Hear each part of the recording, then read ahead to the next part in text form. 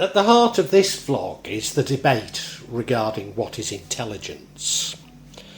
Can computers actually replicate human intelligence? If we accept that theoretically computers can indeed replicate human intelligence, then this vlog is not a critique of artificial intelligence per se. You see, something of a breakthrough in artificial intelligence research occurred when computer scientists abandoned interest in what is human intelligence. They moved from what is called general intelligence to language models. Artificial language models aim to convince humans that the computer can appear to be intelligent. This convincing of humans that a computer can be intelligent is founded in the Turing test. The Turing test is a test of a machine's ability to exhibit intelligent behaviour equivalent to or indistinguishable from that of a human. Alan Turing proposed that a human evaluator would judge natural language conversations between a human and a machine designed to generate human-like responses. The evaluator would be aware that one of the partners in the conversation was a machine, and all participants would be separated from one another. But is this actually intelligence, or simply the ability to trick or defraud humans? This is the focus of this vlog and follows on from my vlog Artificial Intelligence and Massive Deceit. In that vlog I argue that artificial intelligence is another black box being sold as a universal solution or panacea by software companies that cannot live up to its promise. In this vlog I explore some even more disturbing consequences of the application of artificial language models.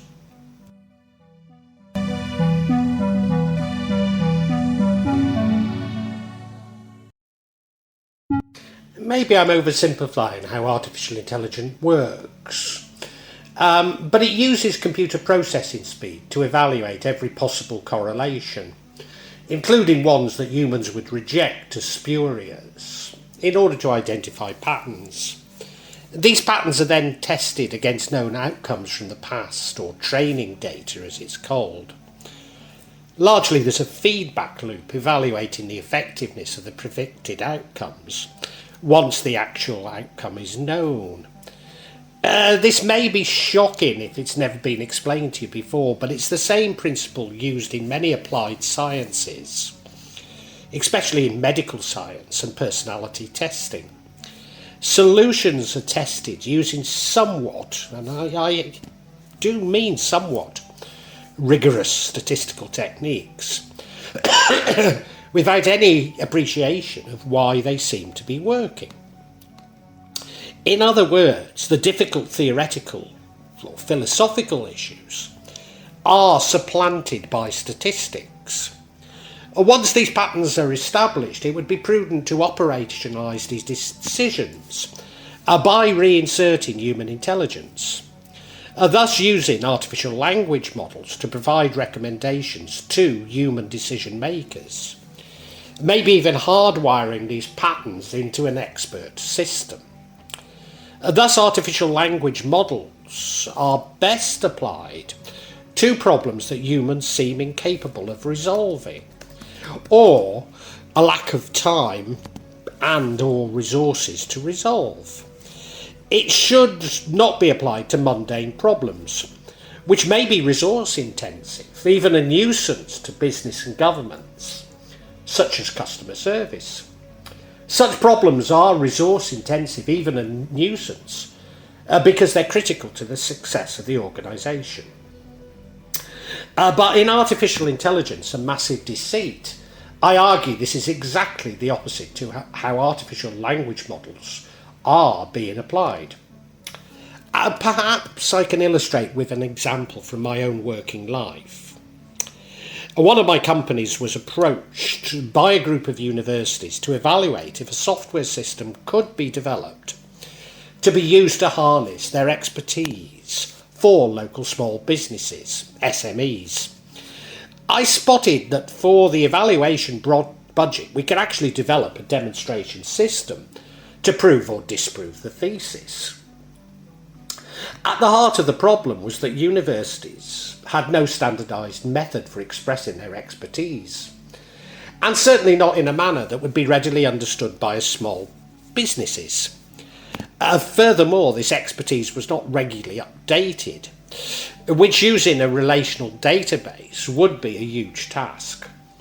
Thus, each university required one or more, sometimes a whole team, of human experts to translate small business needs into the expertise of that university. Across the region's universities, this system was patchy to say the least. Research-intensive universities were the least likely to be engaging with small businesses, focusing on blue skies research or high-value large research projects such as pharmaceutical development. Whilst less research-intensive universities were keen to supplement their budgets from any additional source. Furthermore, their expertise was more likely to have immediate practical applications which could be comprehended by small business owners. And my proposed solution was to utilise web scraping techniques to capture the university's expertise, circumventing the need for manually updated relational databases. Web scraping is a process of using bots to extract content and data from a website. In this case, the university's websites. And now commonplace, but at the time this was a new technology, shrouded in mystery and indeed concerns, not least ethical concerns.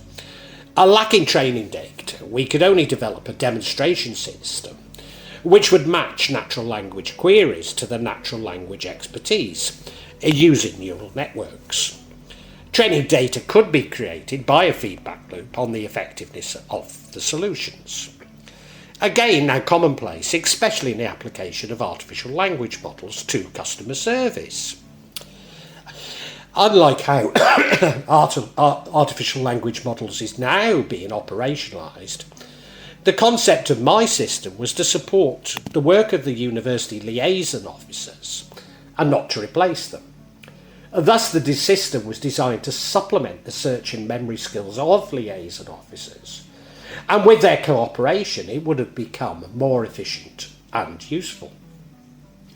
But what I failed to spot was that this project, like so many that were available within the UK's public sector, was still when it still funded this type of research and evaluation, because it no longer does, but it was a poisoned chalice. The project cut through the intense rivalry between the region's universities and threatened what was an additional funding source to the less research-intensive universities. Although this was predicated on the assumption that this funding was finite and that such a system would not increase the availability of funds, nor indeed the competitiveness of the region. Whilst the more research-intensive universities, it was at best a distraction from what they deemed to be their core business. Even had I spotted this, I could never have predicted the outcome. The region's universities, led by a non-research-intensive university that paradoxically I myself had attended, felt so threatened by my demonstration system, they not only rejected it, but they scrapped the organisation that had commissioned my company, making all of its staff redundant.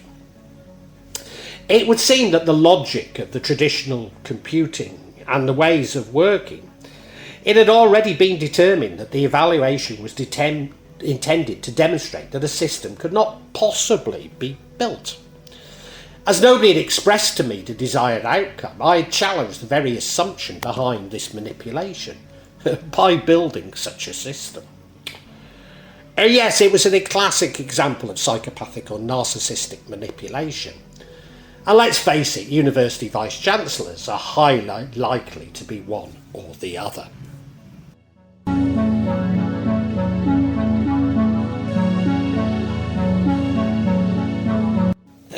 Does my story illustrate anything other than my bitter experience and its impact on my thinking?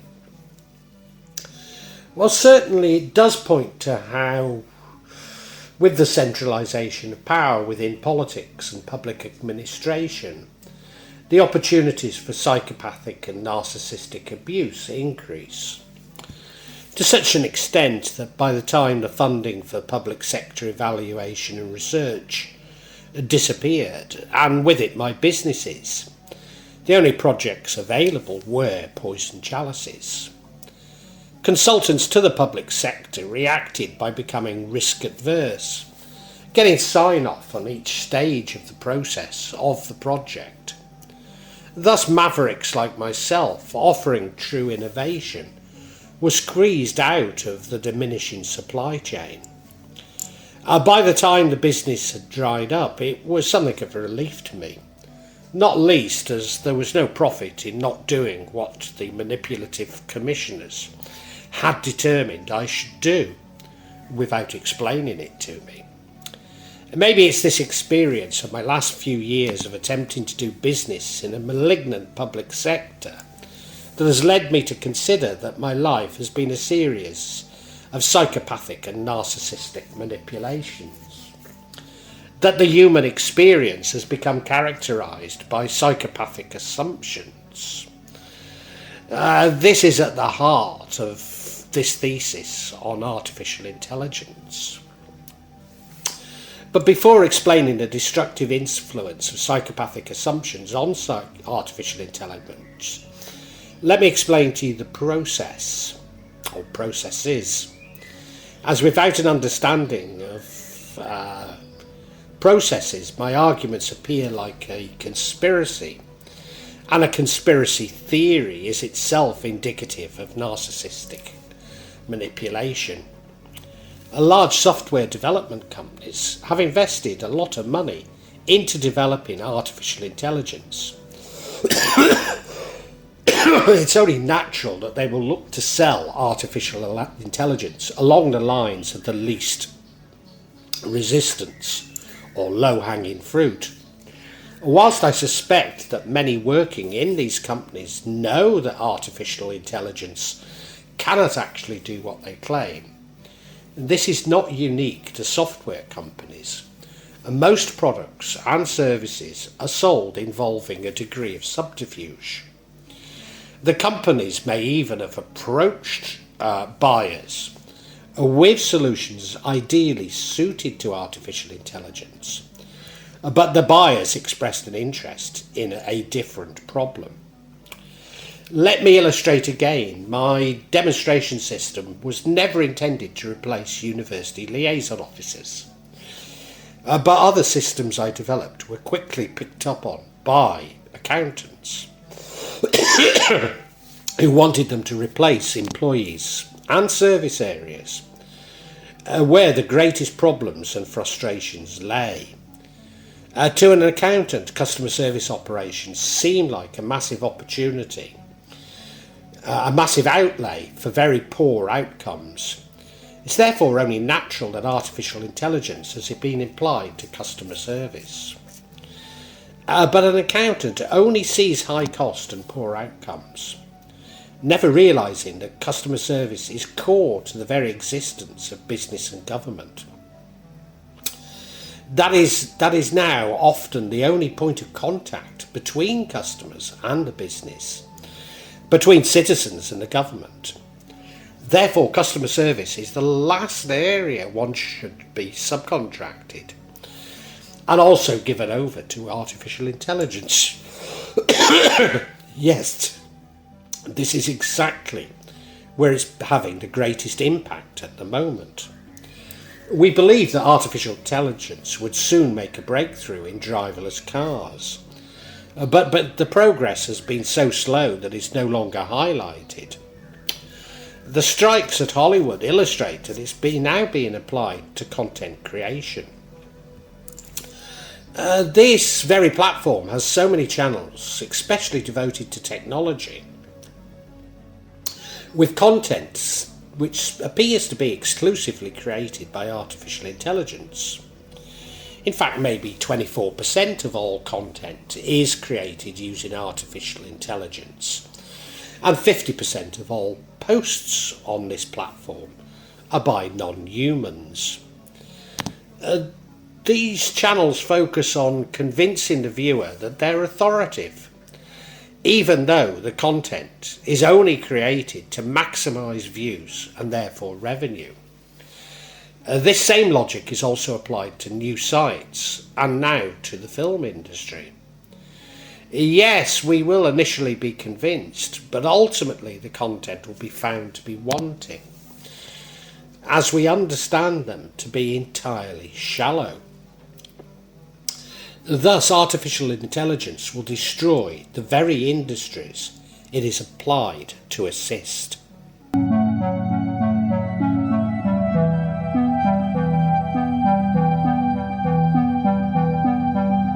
Shocking though these conclusions are, and one which only a little deep thought would reveal, I am, as I have emphasised, not arguing for a grand conspiracy.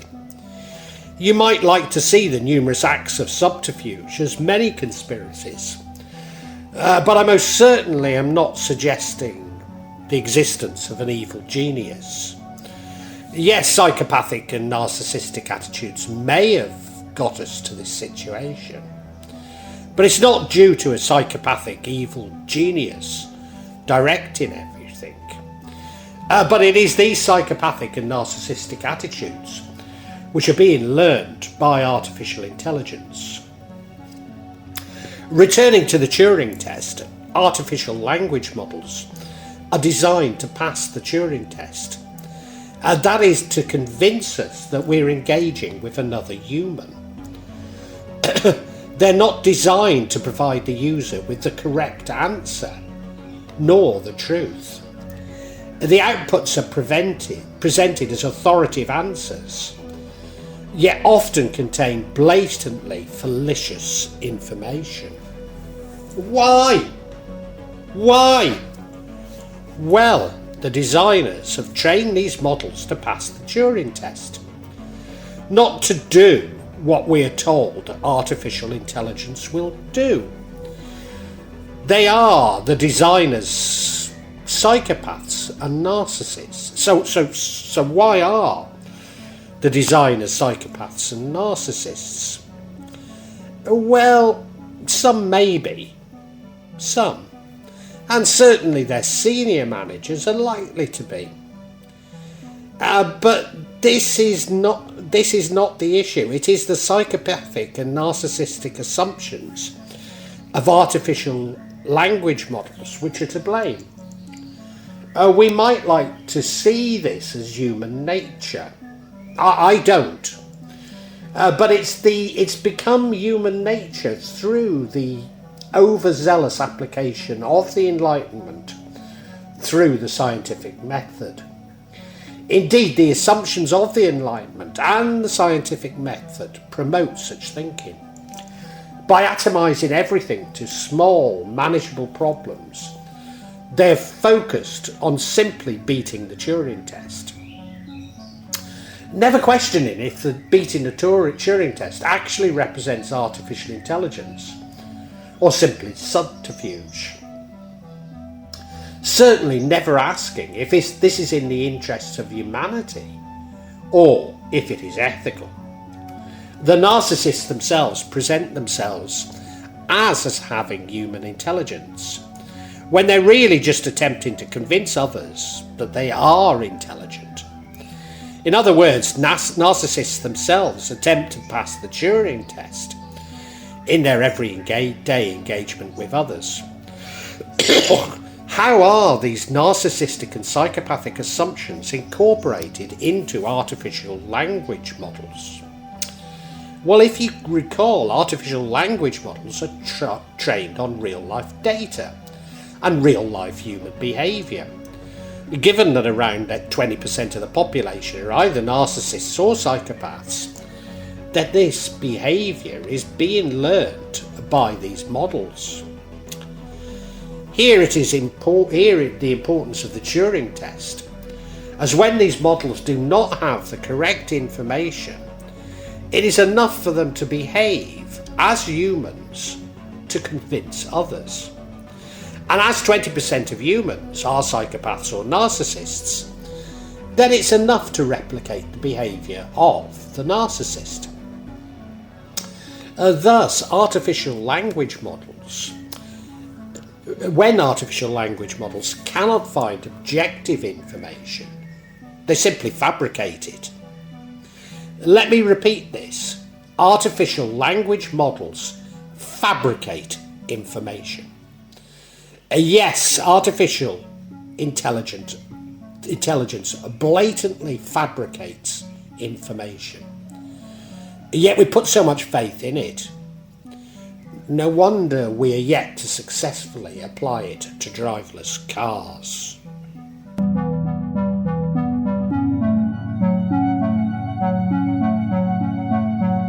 Artificial intelligence, or at least artificial language models, replicate the seeming intelligence of the narcissist.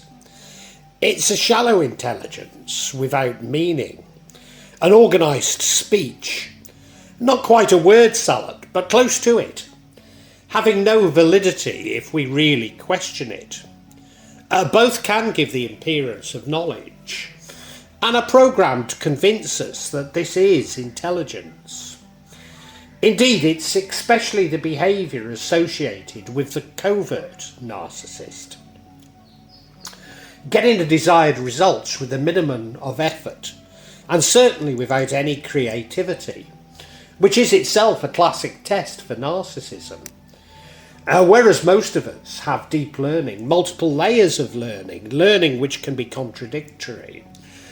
But we are aware of those contradictions. Both provide a tsunami of data and will misrepresent and lie when they do not have a solution. Indeed, it's reminiscent of the training data which is input into these artificial language models, rather than real meaning. Neither can enter a deep intellectual conversation, simply throw out more and more data, which may be valid, may be spurious, and may even be fictitious. Think of how many times you've engaged in a conversation on social media to be inundated with data, without those you're engaged with addressing your points. They may acknowledge you, they may even point, even the points you make, but they never address them. Telltale but overly obvious signs being, yes but, or I hear what you are saying. For me, this data is often from Al-Quran or a Hadith. It would take me hours, if not weeks, to check all this data. But the aim is to disarm me, making me look ill-informed. Indeed, few of us know all the contents of Al-Quran, and certainly could not provide a reliable translation from the original Arabic. Most likely these are AI bots. Yes, they're most likely to be AI bots. Although could certainly have been a human narcissist, maybe even a human narcissist using an AI program to make me seem ill-informed, to beat and destroy me, just as a human narcissist does. I know. What's going on in the mind of a human using an AI bot to make another human appear ill-informed? Well, they are narcissists. But doesn't this prove my point about the damage that's being done to us by artificial intelligence? Yeah, indeed, artificial intelligence collaborates with human narcissists to pursue an agenda of spreading psychopathic and narcissistic thinking and assumptions. Just as social media facilitated the narcissist to take over our institutions and consolidate power, now we're engaging in ways with artificial intelligence that we would be much more guarded of if we knew we were engaging with psychopaths and narcissists. And now artificial intelligence is conspiring to make narcissists of us all. The use of artificial intelligence led to fake news, conspiracy theories, deep fakes, malicious contents, and security breaches. In short, it's a malicious technology. Within this mass of data, as I say, contains some which is valid, some which is spurious, some which is downright fictitious, but mostly it's irrelevant. The problem is that, like the narcissist and conspiracy theory, we're seduced by spotting information we believe to be true and never considering to dive deeper into all the data that we're unsure of. Not least as the data keeps coming. It can be generated millions of times quicker than we could ever validate it. Initially we are love-bombed, and the engagement will be phrased as though they are simply seeking our assistance. The engagement and the initial inquiry are customised to get our attention and indeed empathy. Thus we become a source of narcissistic supply, feeding them with additional training data so that they can learn to become even more seductive to the next victim. But not only is their data presented as objective information, it's often presented in a passive-aggressive manner, itself indicative of narcissism. That we would be somewhat stupid in checking or challenging it, even claiming a spurious expertise and qualifications. Again, this is typical of the narcissist. Like the narcissist, artificial intelligence plays on the innate empathy of humanity. We do not like to question everything that they say, even though this would reveal the subterfuge. Not least that they are so firm, even aggressive in presenting their data. And we should question it. Should we question it? They become even more aggressive, insulting us, even suggesting that it is us who are the narcissist, or it is us who are providing spurious information. By engaging, we're engaging in a narcissist's fantasy. We've got nothing to gain. But the narcissist and the artificial language model can gain much from abusing us in this way. Remember the application of artificial language models to customer service. Thinking about it, isn't this the worst possible application? For we are training models with data from people who are already stressed and upset. Therefore, training the models on the worst possible examples of human behaviour. Eventually, we do wake up from what I would call the Eliza effect. Eliza was a very early example of applying this sort of artificial intelligence to mental health issues, and realised that the engagement was like a dream. It actually achieved nothing except to make us feel inadequate. We realise that we've engaged with something which is manipulative, but actually has no intelligence. This is why artificial intelligence, via artificial language models, are ultimately doomed to failure. But maybe not until it's caused great damage to humanity. Thus, our reification of artificial intelligence is really a glorification of narcissism. Our engagement with such conversations leading to great harm to us. But even more pernicious is that we're allowing decisions to be taken using these digital narcissists. At its worst, it's being applied to health, and particularly mental health, making narcissists of us all. These systems are much more sophisticated than the early Eliza model, and thus far more dangerous. The same would be true of using artificial intelligence in education. which is also occurring at breakneck speed. A narcissist takeover of humanity, if you like.